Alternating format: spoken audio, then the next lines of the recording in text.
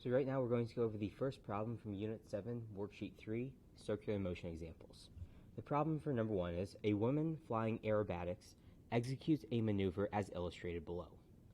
Construct a quantitative force diagram of all relevant forces acting on the woman flying the airplane when upside down at the top of the loop. Well, the first thing that we can probably see here is that she is undergoing a loop, which is basically going to be circular motion. In circular motion are acceleration points towards the center of the circular motion, which is also the direction that our centripetal or net force would be pointing. So we know that there should be an unbalanced force pointing downwards. So when we are drawing a force diagram, we're going to start off by drawing the force of gravity pointing down. We have the force of gravity acting on the woman by the earth. And then we also are going to have another force. She is inside the plane, so the plane is exerting a force on her. Now, the relevant force, the force that we're talking about that is contributing to the circular motion, has to point either up or down, because our centripetal force overall is straight down. So we need to have an up and down force. Now, the way she's sitting in the plane is she's sitting on the seat. Because the plane is upside down, the seat is faced towards the ground. So the seat is exerting a normal force on her, but because she is upside down now, that normal force is actually going to be pointed down. Force normal on the woman by the plane. Now, those are going to be the only relevant forces acting on her, those forces that are contributing to this circular motion. So in order to quantify this, we need to quantify the force of gravity, we need to quantify the normal force, and we also need to quantify the centripetal force. So we'll start off by quantifying the centripetal force.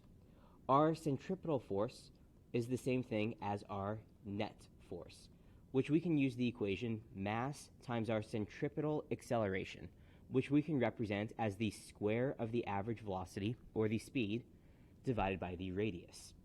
Now, we are given the radius, the velocity, and the mass, so we can just plug those values in. Her mass is 55 kilograms.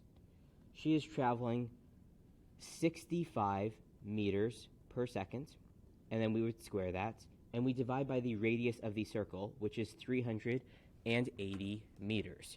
So when I pull up a calculator and do this calculation, I end up with a centripetal force of 611.51 newtons.